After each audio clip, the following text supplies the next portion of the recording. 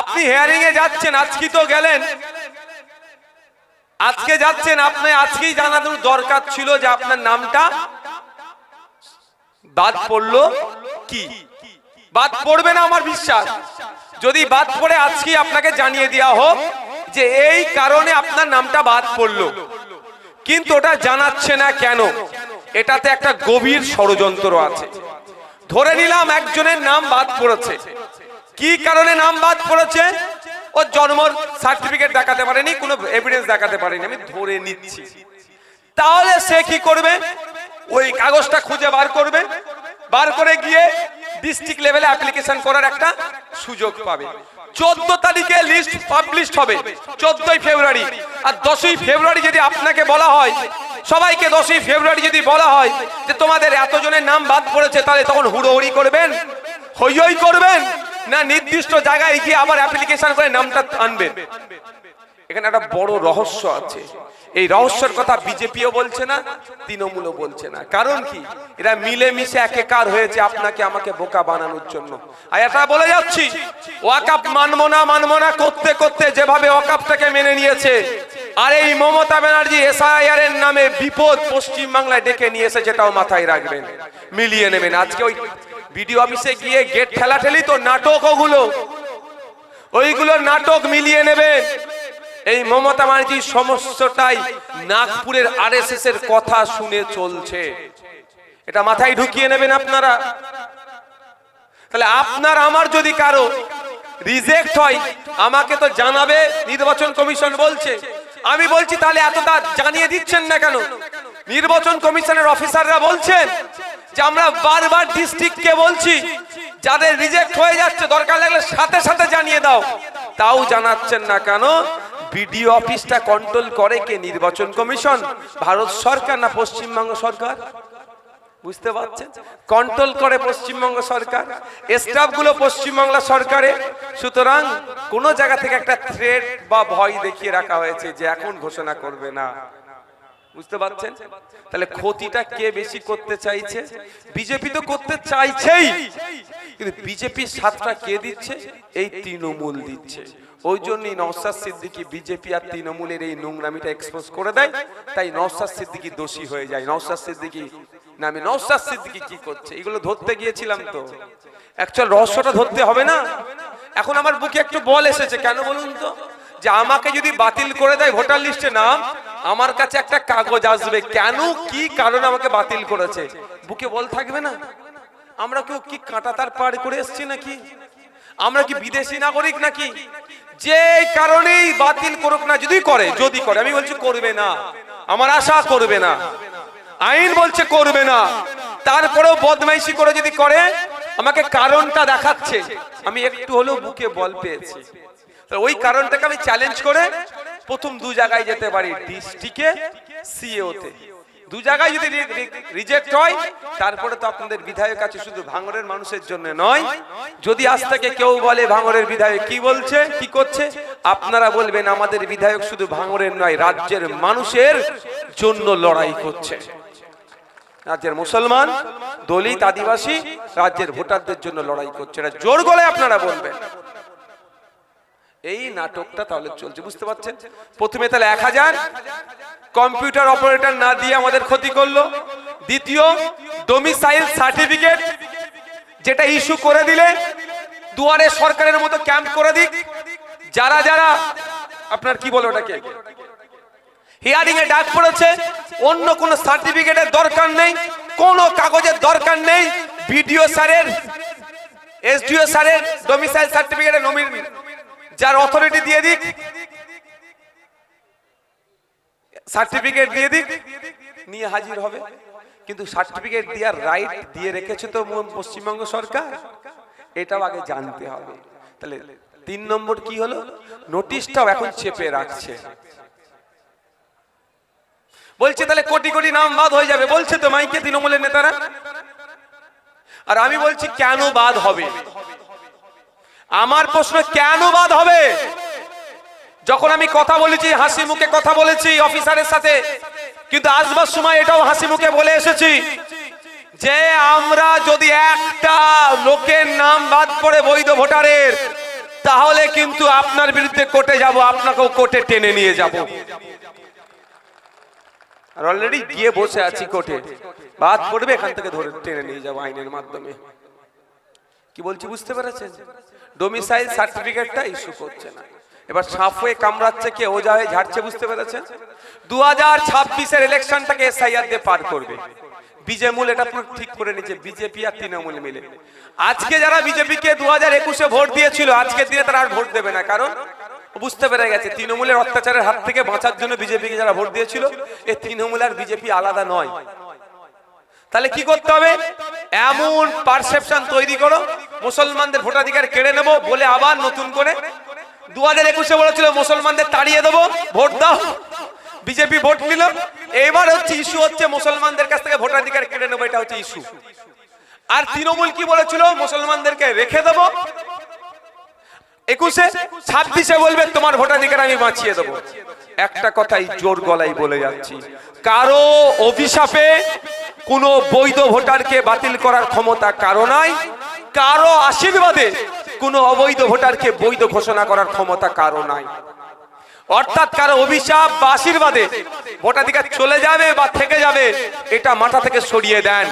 সংবিধানের অধিকার অনুযায়ী, অনুচ্ছেদ 326 অনুযায়ী আপনি আমি ভারতীয়, 18 বছরের ঊর্ধ্বে আপনার আমার বয়স, আপনার আমার ভোটদানের স্বাধীনতা আছে। এটাকে যদি কেউ কাটতে চায় তার জবাব দেওয়ার জন্য কোর্ট আছে, কোর্টের মাধ্যমে বুঝে নেব, ছেড়ে কথা বলবো না। অযথা আমাদেরকে আতঙ্কিত করা হচ্ছে। আমি আবারও বলছি, আতঙ্কিত হবেন না। সমস্যা তৈরি করছে, মাথা ঠান্ডা রেখে সমাধান করতে হবে, অন্যথায় কি হবে? ভুল পদক্ষেপ নিলে ক্ষতি আমাদের হবে। আমরা যে ডেপুটেশন দিয়েছি, একটা প্রস্তাব রেখেছি ওখানে ডেপুটেশনে, কি যে আপনি আমি যে এসআইআর এর ক্যাম্পে যাচ্ছি তথা হিয়ারিং সেন্টারে যাচ্ছি, যা আপনাকে আমাকে কিন্তু রিসিভ দিচ্ছে না সব জায়গায়। গতকালকে বাসন্তীতে আমাদের নেতৃত্বরা দেখলাম লড়াই করে রিসিভের ব্যবস্থা করছে, কিন্তু লড়াই কেন করতে লাগবে? সারা রাজ্যের মানুষ যে আসছে, অ্যাপিয়ারেন্স হচ্ছে, অ্যাপিয়ার হচ্ছে যে আমরা হিয়ারিং এ এসেছি, তার প্রমাণপত্র হিসাবে তো পাচ্ছে না, তাই প্রমাণপত্র হিসাবে প্রত্যেককে রিসিভ দিতে হবে, এই দাবিটাও তুলে এসেছি। নওশাদ সিদ্দিকী কি করছে যদি বলবে নওশাদ সিদ্দিকী এটা করতে গিয়েছিল, ওখানে এখানে গিয়ে বললে তো সেই অর্থে নাও দিতে পারে, কেন তাদের নির্দেশনা সেইভাবে দিয়া নেই, কিন্তু যেখানে মূল মাথা সেখানে গিয়েছে। আর আপনাদের বলছি, এই সমস্যা থেকে উতরাবার সহজ দুটো পন্থা। এই যে সমস্যা হচ্ছে, ব্লকে গিয়ে তৃণমূলের নেতারা দেখছি দরজা ঠেলাঠেলি করছে। অফিস তো ভাই তোমাদের সরকারের অফিস, তুমিই তো ঠেলাঠেলি করছো। অফিসটা কার অফিস? পশ্চিমবঙ্গ সরকারের নয়, ওরাই তো সরকারে আছে, ওদের সরকারের অফিস, ওরাই যে ঠেলাঠেলি করছে। এটা পুরো নাটক করছে। ঠেলাঠেলি করতে লাগবে না, ঠেলাঠেলি আমরা বিরোধীরা করব, যদি করতে লাগে আমরা করব, আমরা তো সরকারে নাই। দুটো কাজ মমতা ব্যানার্জি করছে না, দুটো কাজ করলে এই সমস্যাটা অনেকটাই সমাধান হয়। আগে তো যা ভুল করেছে, এই মুহূর্তে দুটো কাজ দরকার। একটা হচ্ছে as chief minister all party meeting এর কল করুক, অর্থাৎ পশ্চিমবাংলা যত রাজনৈতিক দল আছে তাদের নেতাদেরকে ডাকুক, যে এই পরিস্থিতি কাটিয়ে উঠতে আমি এই পদক্ষেপ নিচ্ছি। যেমন আপনাদের বলে দিই, পেহেলগাঁওতে যে টেরর অ্যাটাক হয়েছিল জানেন তো? টেরর অ্যাটাকের পরে যে আমরা আক্রমণে যাব পাকিস্তানের সাথে, এইটা আলোচনা হয়েছিল। অল পার্টি মিটিং ডেকেছিল, সেখানে রাহুল গান্ধীজি অল আউট বলেছিল, আপনারা যা পাকিস্তানের বিরুদ্ধে ব্যবস্থা নেবেন আমরা সেটাতেই সমর্থন করব, এই সমর্থন জুগিয়েছিল। আজকের ডেটে পশ্চিম বাংলায় এসআইআর নিয়ে যে আতঙ্কের পরিবেশ তৈরি হচ্ছে, রাজ্য সরকারের উচিত অল পার্টি মিটিং ডাকা। ওই অল পার্টি মিটিং ডেকে প্রস্তাব নেওয়া। আমি ভাঙড়ের বিধায়ক হিসাবে, আইএসএফ এর আমি চেয়ারম্যান হিসাবে আপনাদের জানিয়ে রাখতে চাই, মমতা ব্যানার্জি এই পশ্চিম বাংলার ভোটারদের জন্য মুখ্যমন্ত্রী হিসাবে এদের হয়রানি বন্ধের জন্য যা ব্যবস্থা নেবে আমি চেয়ারম্যান, আমি তাই সমর্থন করব। অল পার্টি মিটিংটা রাখুক, তাহলে তো বুঝতে পারবো যে তুমি মুসলমান মানুষের হয়রানিটা তুমি বন্ধ করতে চাইছো। ডাকছে না। যেমন অল পার্টি ডেকেছিল মোদিজি, রাহুল গান্ধীজি সাপোর্ট করে দিয়েছিল। আর আমি বলছি পশ্চিমবাংলার মানুষের সাথে, পশ্চিমবাংলা সরকার যা ব্যবস্থা নেবে এই মানুষের হয়রানি বন্ধ হয়ে যাবে। তাটা কি আছে, এটা কি আমরা সমর্থন করব। অল পার্টি মিটিং ডাকাতে মমতা ব্যানার্জির কেউ যদি না আসে, জানবেন খাম চিহ্নর পক্ষ থেকে নওশাদ সিদ্দিকী চেয়ারম্যান হিসাবে সেখানে যাচ্ছে বাংলার মানুষদের স্বার্থে। কিন্তু করবে, করতে হবে, এই আওয়াজটা তুলতে হবে। যারা গিয়ে ভিডিও অফিসের গেট নাড়ানাড়ি করছো তাদেরকেও বলছি একবার কল দিতে বলো মমতা ব্যানার্জিকে। তাহলে একটা জিনিস। দ্বিতীয় হচ্ছে বিধানসভা থেকে নিন্দা প্রস্তাব পাস করানো হোক। আমি পশ্চিমবাংলার নাগরিক, আপনি পশ্চিমবাংলার নাগরিক, আপনি পশ্চিমবাংলার নাগরিক, আপনার উপরে ষড়যন্ত্র হচ্ছে, এটা সবাই দিনের আলোর মতো পরিষ্কার। আপনাকে অহেতুক হয়রানি করা হচ্ছে, আপনার কাজকর্ম ছেড়ে দিয়ে আপনাকে হিয়ারিং লাইনে দাঁড়াতে হচ্ছে। হিয়ারিং এর জায়গায় সেই পরিবেশ নয়, 300 লোকের নয়, 3000 লোক, 2000 লোক, 1000 লোক হিয়ারিং এ চলে যাচ্ছে, ঘন্টার পর ঘন্টা দাঁড়াতে হচ্ছে। সরকারের কাজটা তাহলে কি ভাই? সরকারের কাজটা কি? এটা অন্যায় হচ্ছে তো, অন্যায় থেকে আটকানো তো সরকারের কাজ। সেটা কি সরকার করছে?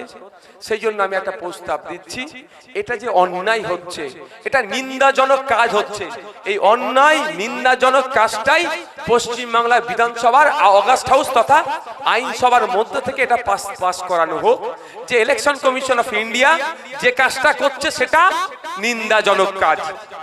এটা তাহলে মমতা ব্যানার্জির কাজ কি হবে? বিধানসভা ডাকতে হবে, বিধানসভা ডেকে কি করতে হবে? নিন্দা প্রস্তাব পাস করাতে হবে। আমি অনেক ক্ষেত্রে তৃণমূলের প্রস্তাবে আমি সাই দিইনি, অনেক প্রস্তাব জনসাধারণের জন্য নাই বলে আমি সাই দিইনি। যেমন সাই দিয়েছিলাম কোথায়, যেটা জনসাধারণের পক্ষে সেখানে আমি সাই দিই।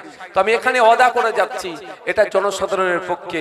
যখন নিন্দা প্রস্তাব আসবে, ভোটাভুটি যদি হয়, ভোটাভুটিতে আমি নওশাদ সিদ্দিকী বিরোধী বিধায়ক হয়েও আমি শাসকের ভোট দেব বাংলার মানুষের স্বার্থে। এগুলো করতে বলুন, দেখবেন এইগুলো করবেন। আর রাস্তাঘাটে নেবে হ্যান কারেঙ্গা ত্যান কারেঙ্গা, ওটা তো বিরোধীরা করবে, ওটা তো বিরোধীরা করবে। তা কি করছে? আমি কি বলছি আপনাদের বুঝে আসছে? প্রথম কথা, বিজেপি নিয়ে কেন আমি সমালোচনা করছি না। বিজেপি আপনাকে আমাকে পেরেশান করার জন্য এই অনৈতিক পন্থা অবলম্বন করেছে, কিন্তু আমার রাজ্য সরকার বলছে আপনাকে আমি পেরেশানি হতে দেব না বলে চিৎকার করছে। তো পেরেশানি হতে দেব না বলে চুপ করে বসে থাকলে হবে কি? তার জন্য তো ব্যবস্থা গ্রহণ করতে হবে। আপনি বলছেন ভাইজান খিদে লেগেছে, আমি বলছি সবাই সব ক্ষুধার্তকে খাবার আমি ক্ষুধার্ত মুক্ত করে দেব, যারা আছেন ক্ষুধার্ত মুক্ত করব বলে ডায়লগ বাজি করছি। ক্ষুধার্ত মুক্তের জন্য তো খাবারটা দিতে হবে, নাহলে হাতে কাজ তুলে দিতে হবে, ব্যবস্থা তো করতে হবে। কিন্তু তা না ব্যবস্থা করে আমি কি চিৎকার করছি সবাইকে আমি ক্ষুধার্ত মুক্ত করব, কিন্তু খাবারের ব্যবস্থা করছি না।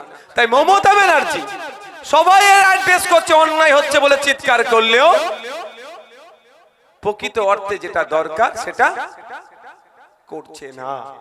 তাই আপনাদের বলবো, সাপ হয়ে কামড়াচ্ছে, ওজা হয়ে ঝাড়ছে। তাই আপনি আমি সজাগ সতর্ক না থাকলে এর থেকে ভয়ঙ্কর দিন আসবে। তাই আপনাকে আমাকে সজাগ সতর্ক থাকতে হবে। অহেতুক আতঙ্কিত হবেন না, ওরা আতঙ্কিত করার চেষ্টা করছে, আপনি আমি আতঙ্কিত হব না। আপনাকে আমাকে চোখ কান খুলে চলতে হবে। আর যদি কেউ বলে নওশাদ সিদ্দিকী কি করছে, তার উত্তর নিশ্চিতভাবে আপনারা দিয়ে দেবেন যে সরকার কি করছে আগে উত্তর দাও। নওশাদ সিদ্দিকী একজন বিরোধী দলের বিধায়ক হয়েও সুপ্রিম কোর্টে গিয়ে মামলা করেছে। তোমার সরকার অন্তত এই দুটো কাজ আগে করুক, এক সর্বদলের বৈঠক ডাকুক, ডেকে প্রস্তাব নিক ওখান থেকে একটা, আর একটা বিধানসভার মধ্য থেকে প্রস্তাব নিক। এই প্রস্তাব নিয়ে কি করবে? ইলেকশন কমিশন অফ ইন্ডিয়াকে একটা চিঠি ধরাবে যে পশ্চিম বাংলার বিধানসভা এই আপনাদের কর্মকাণ্ডকে নিন্দা জানিয়ে এটা করেছে, এটাকে অবিলম্বে বন্ধ করুন। দ্বিতীয়, চিঠি দিয়ে কাজ না হলে সুপ্রিম কোর্টে মামলা করে এই প্রস্তাবটাতে অ্যাটাচ করে দিই, কাজ শেষ। সুপ্রিম কোর্ট এটাকে স্টে মেরে দেবে। আমার যতটুকু আইনের বিশেষজ্ঞদের সাথে কথা বলে বুঝতে পেরেছি। সেটা কি করছে? যেভাবে ওয়াকাফ মানবো না, আমি থাকতে ওয়াকাফ আইন লাগু হতে দেব না, গল্প শুনিয়ে হঠাৎ একদিন ওয়াকাফ আইনকে মেনে নিল। ঠিক এসআইআর নামে যে চক্রান্ত বিজেপি করছে ইসিআই কে সাথে নিয়ে, ইনি বলছেন আমি এই চক্রান্তের বাইরে আছি বলে এই জন্যই সিম্প্যাথি নেওয়ার কথা বলছেন। এই চক্রান্তর যে জাল তৈরি হয়েছে, এই জাল বুনার ক্ষেত্রে তৃণমূল কংগ্রেস, বিজেপি এবং ইসিআই সমানভাবে শ্রম দিচ্ছে। তাই এই চক্রান্তের হাত থেকে আপনাকে আমাকে বাঁচতে গেলে কি করতে হবে? চোখ কান খুলে রাখতে হবে। এদের বিরুদ্ধে গণতান্ত্রিক প্রক্রিয়ায় আন্দোলন সংগঠিত করতে হবে, আইনি লড়াই করতে হবে। তবে আন্দোলন করতে হবে অহিংসার পথ অবলম্বন করে। হিংসার পথ অবলম্বন করে যদি আন্দোলন করেন, আন্দোলন দীর্ঘমেয়াদী হবে না, আন্দোলনের ফল আপনারা পাবেন না। তাই আন্দোলনের যদি ফল পেতে চান, আন্দোলন করতে হবে, তবে সেটা শান্তিপূর্ণভাবে করতে হবে। কেউ বলতে পারবে যে ফর্ম ফিলআপ ভুলের জন্য রিজেক্ট হয়েছে কারো? তাহলে যেটা শুনেছিলাম কিভাবে ফর্ম ফিলআপ করতে শুনেছি বলে দিয়েছি। গত দুদিন আগে ওখানে গিয়েছিলাম, যেটা শুনেছি অফিসারের সাথে যেটা কথা বলে যেটা পেয়েছি সেটা জানাচ্ছি। যদি কারো হিয়ারিং এ, মায়েরা ভেতরে চলে আসুন না, চলে আসুন ভিতরে, ভলেন্টিয়ার। যদি কারো হিয়ারিং এ নাম বাদ পড়ে, ধরে নিচ্ছে, আমি ধরবো, আমার বিশ্বাস কারো নাম বাদ পড়বে না, because of article 326 our constitutional right. আমার সাংবিধানিক অধিকার 326, ভারতীয়, 18 বছরের ঊর্ধ্বে আমি ভোটাধিকার পাবো, আমার ভোটার লিস্টে নাম থাকবে, এটা আমি বিশ্বাস করব। তারপরেও বলছি, যদি কারো ভোটার লিস্টে নাম বাদ পড়ে তাহলে কি হবে? আপনাকে একটা কারণ জানানো হবে। শুনে রাখুন, যদি আজ ধরছে আপনার ভোটার লিস্টে নাম বাদ পড়ে গেছে, তাহলে আপনাকে কি হবে? কারণ জানাবে, কি কারণে আপনার এটা রিজেক্ট করা হলো। 1000 মানুষের নামে যদি হয় বাদ পড়ে, আর একজন পড়ে, আর 1 লাখ বাদ পড়ে, যাই হোক না কেন, কারণ আপনাকে জানাবে, এই কারণে আপনার নামটা বাদ পড়লো। সেই কারণ জানানোর পরে 3টে আপনি অপশন পাবেন। ফার্স্ট অপশন, ডিস্ট্রিক্ট লেভেলে আপনি অ্যাপ্লিকেশন করতে পারেন যে এটা আপনার ভুলভাবে হয়েছে, আপনি শর্টকাটিং ডকুমেন্টস দিয়ে। সেখানেও যদি না হয়, সেকেন্ড অপশন, সিও লেভেলে, সিও অফিসে গিয়ে আপনি অ্যাপ্লিকেশন করতে পারেন। থার্ড অপশন, ওখানে হলো না, আপনাদের বিধায়ক নওশাদ সিদ্দিকী আছে, আপনার জন্য সুপ্রিম কোর্টে গিয়ে লড়াই করবে। আমি আবারও বলে যাচ্ছি, ভাঙড়ের বিধায়ক কিন্তু নওশাদ সিদ্দিকী, এটুকু মাথায় শুধু রেখে দেবেন। বিধায়কটার নাম কি? আর এই ভরসাটা আছে তো যে ভাইজান আমাদেরকে বিপদে ফেলে ঠেলে দিয়ে পালাবে না? এই ভরসাটা আছে তো নাকি? একটু হাত তুলুন যাদের এই ভরসাটা আছে।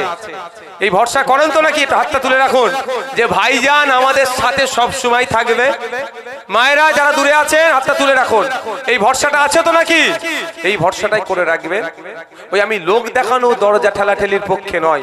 যেখানে গেলে আসল কাজ হবে প্রথম আমি সেখানে যাব। যদি ওখান থেকে না কোনো ডিসিশন নেই, তারপরে কোথায় কোথায় দরজা ঠেলতে হবে, কি দরজার সামনে তালা লাগিয়ে বসতে হবে, আমি ভালো করে জানি ভাই। তখন আপনাদের সাথে নিয়ে আমি করে নেব। আগে দরকার মেন চাবিটা লাগানো, সেটা হচ্ছে সুপ্রিম কোর্ট। চাবিটা যদি লাগিয়ে দিয়েছি, চাবিটা গিয়ে লাগিয়ে দিচ্ছি, পরের হচ্ছে স্টেপে স্টেপে স্টেপ। এই ওয়াকফ সম্পত্তি আজকে কবরস্থান, ঈদগাহ, মাজার, মসজিদ, মাদ্রাসা যে সুরক্ষিত আছে এখনো পর্যন্ত, বুল্লুজার চালিয়ে ওখানে মদের ফ্যাক্টরি, জুতোর ফ্যাক্টরি বা কোনো ফ্যাক্টরি তৈরি হয়ে যায়নি। শুধু রাস্তায় আন্দোলন করলে হতো না, কিন্তু রাস্তাতেও আন্দোলন হয়েছে, আর চাবিটা সুপ্রিম কোর্টে লাগানো চাই। নওশাদ সিদ্দিকীদের মতো কিছু লোক গিয়ে সুপ্রিম কোর্টে মামলা করেছিল বলে এখনো ওই নটোরিয়াস ক্রিমিনালের পূর্বপুরুষের কবরস্থানটা সুরক্ষিত আছে। বুঝতে পারছেন কি বলছি? ওনার কবরস্থান, ওনার পূর্বপুরুষের কবরস্থান যে সুরক্ষিত আছে, সেটা নওশাদ সিদ্দিকীদের মতো কিছু করা মানুষের মামলার জন্য। মমতা ব্যানার্জি, অভিষেক ব্যানার্জি এটা নিয়ে কিন্তু মামলা করেনি। এটাও একটু শুনিয়ে দেবেন, তবে পূর্বপুরুষকে খুঁজে পাওয়া মুশকিল। সকলে ভালো থাকবেন। আমাদের রক্তদানের কাজ চলবে তো নাকি? হয়তো আমার বক্তব্য শেষ হয়েছে, কিন্তু রক্তদানের কাজ চলবে। আপনারা নিয়মিত রক্তদান করবেন, এটা আশা করছি। যদি 120 দিন পরে আইএসএফ এর পক্ষ থেকে এখানে রক্তদান শিবির না হয়, যদি তৃণমূলের পক্ষ থেকেও করে, আমি আপনাদের বলছি নির্দ্বিধায় ওই ক্যাম্পে গিয়েও আপনারা রক্ত দেবেন।